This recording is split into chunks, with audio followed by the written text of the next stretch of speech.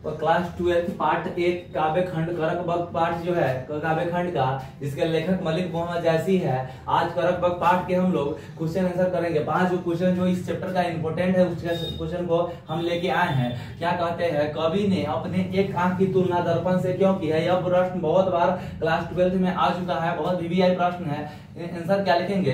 कवि जैसी अपनी एक आंख की तुलना दर्पण से करते हैं। कवि जैसी अपनी एक आंख की तुलना दर्पण से करता है, क्योंकि जिस प्रकार दर्पण स्वच्छ तथा निर्मल होता है, कोई भी व्यक्ति अपना छवि इसमें साफ साफ देख सकता है, उसी प्रकार कवि की एक आंख होते हुए स्वच्छ है और स्वच्छ जैसा है। कवि कहते हैं कि स्वच्छ का प्रतीक है। कवि एक आंख वाला होकर भी अद्भुत काव्य प्रतिभा से युक्त है, इसी कारण वह पूजनीय है एवं वंदनीय है। जैसा छवि होती है, कवि कहते हैं कि जैसा छवि होता है दर्पण में, उसी प्रकार से प्रतिबिंब बनता है। देखो प्रश्न क्या कहा है कि कवि एक आंख की तुलना दर्पण से क्यों की है, तो बताएंगे कि कवि एक आंख की तुलना दर्पण से इसलिए किया है कि दर्पण स्वच्छ एवं निर्मल होता है। दर्पण क्या होता है? वह स्वच्छ एवं निर्मल होता है। जिस प्रकार का जो छवि होता है दर्पण में सेम उसी प्रकार से दिख जाता है। अगर बताओ दर्पण में हम इस कलर का कपड़ा लेके जाएंगे तो इसी कलर का दिखाएगा, उजला लेके जाएंगे तो उजला दिखाएगा, जिस प्रकार का मुंह रहेगा, फेस रहेगा, उसी प्रकार से दर्पण में दिखाता है। कवि कहते हैं हमारा एक आंख होते हुए भी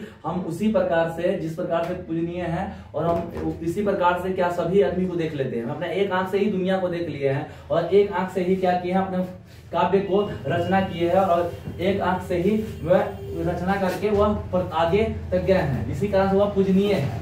आगे क्या कहते हैं, पहले करक बग में कलंक, कांच और कंचन से क्या तात्पर्य है? उत्तर कहेंगे कि कवि मोहम्मद जायसी का मानना है कि ईश्वर ने उसे संसार में चंद्रमा की भांति जन्म दिया है। जिस प्रकार चंद्रमा में कलंक है फिर भी वह अपने प्रकाश से जगत को प्रकाशित करता है, उसी प्रकार कवि का एक आंख होने के बावजूद भी श्रेष्ठ काव्य का रचना करता है।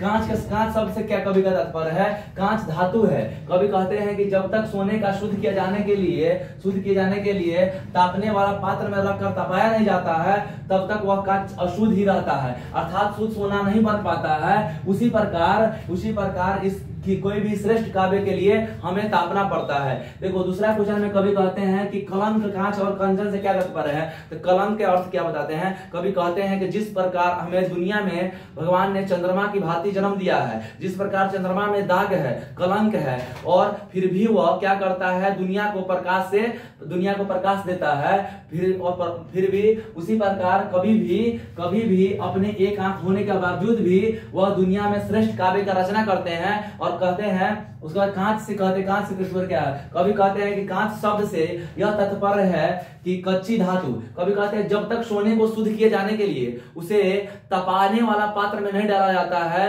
तब तक सोना अशुद्ध ही होता है। उसे शुद्ध करने के लिए तपाया जाता है। उसी प्रकार किसी भी श्रेष्ठ काव्य रचना करने के लिए उसे तापना पड़ता है, और हमने तापे हैं। आगे क्या कहते हैं कि तापे हैं। उसके बाद कहते हैं कवि का कंचन से तात्पर्य है शुद्ध सोना। कवि कहते हैं कि उसने अपने काव्य को श्रेष्ठ बनाने के लिए स्वयं को खुद को तपाया है। क्या तपाया है? आगे तीसरा नंबर क्वेश्चन कहते हैं कि पहले करक बग में व्यंजित जायसी के आत्मविश्वास का परिचय अपने शब्दों में लिखे। उत्तर कहेंगे कि प्रथम करक बग में कवि जायसी पूर्ण आत्मविश्वास के साथ कहते हैं कि एक नेत्र वाले होते हुए भी उनमें गुणों का अभाव नहीं है। उनकी कविताओं में ऐसा प्रभाव है कि जो भी उसे सुनता है मात्र मुग्ध हो उठता है। देखो कवि क्या कहते हैं, कवि का एक करक बग के पहले अध्याय में बताना है कि वो कवि अपने आत्मविश्वास को कैसे परिचय दिया। कवि कहते हैं कि हम एक आंख होते हुए भी हमारे अंदर कोई अभाव नहीं है, गुणों का अभाव नहीं है, हम गुणशील है। हमारा एक आंख होने के बाद भी हमने तपाए हैं और श्रेष्ठ काव्य की रचना किए हैं, और हम में गुणों का अभाव नहीं है बल्कि गुणों का प्रभाव है। जो हमारे कविता को सुनता है वह मात्र मुग्ध हो उठता है, कवि कहते हैं। आगे अगला क्वेश्चन, चौथा नंबर क्वेश्चन है, कवि ने किस रूप में स्वयं को याद रखे जाने की इच्छा व्यक्त की है? कवि कहते हैं कि उसने पद्मावत महाकाव्य को अपने कलेजा के खून से रचा है। उसका कहना है कि संसार में न कोई यश बेच सकता है और न ही यश खरीद सकता है। उनके मन में यह इच्छा है कि शायद जगत में यह काव्य ही उनकी निशानी के रूप में बचा रह जाएगा और कवि को याद किया जाएगा। कवि को किस प्रकार से याद किया जाएगा हम बताते हैं। कवि खुद को बताया है कि जब भी इस पद्मावत में जो करक बग है, जो करक बग पद्मावत से लिया गया है, इस करक बग को जो कोई पढ़ेगा तो उसे पीड़ा समझ में आएगा और उस कवि का जो दुख दर्द और पीड़ा से भरा हुआ है, वो कहते हैं कि हम कलेजा के खून से इस काव्य को रचना किया है। जो भी इस काव्य को रचना को पढ़ेगा वो हमें जरूर न जरूर याद करेगा और यह कविता ही क्या है, हमारा एक निशानी है, इस दुनिया में बच जाएगा। अगला क्वेश्चन क्या कहते हैं कि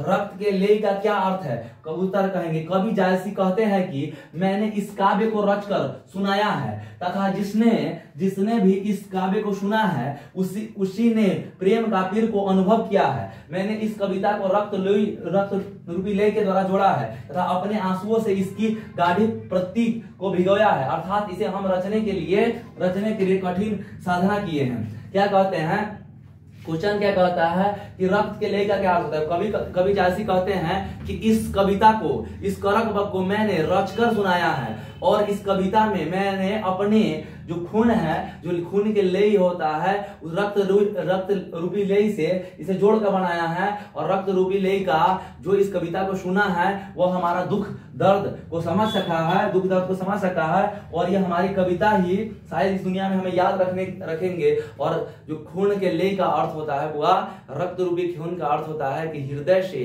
और आंसुओं से जो भिगोया हुआ जो काव्य रचना किया है उसी से यह तात्पर्य है। कवि कहते हैं रक्त रूपी लेई से ही हमने अपने कविता को जोड़ कर बनाया है। तो यह हुआ 5 प्रश्न है जो इंपोर्टेंट था करक वक्त से। आप इसका स्क्रीनशॉट ले सकते हो, याद कर सकते हो, स्क्रीनशॉट एक बार ले सकते हो। हम यहाँ से हट जाते हैं, अब इसे स्क्रीनशॉट ले सकते हो। स्क्रीनशॉट लेके हुआ क्या करना है, साफ से इसको उतार लेना है, याद कर लेना है। अगर यह वीडियो अच्छा लगा, अगर हम समझाए अच्छा है तो एक बार लाइक शेयर सब्सक्राइब जरूर कर देना, ठीक, और लाइव क्लास में भी जुड़ जाना।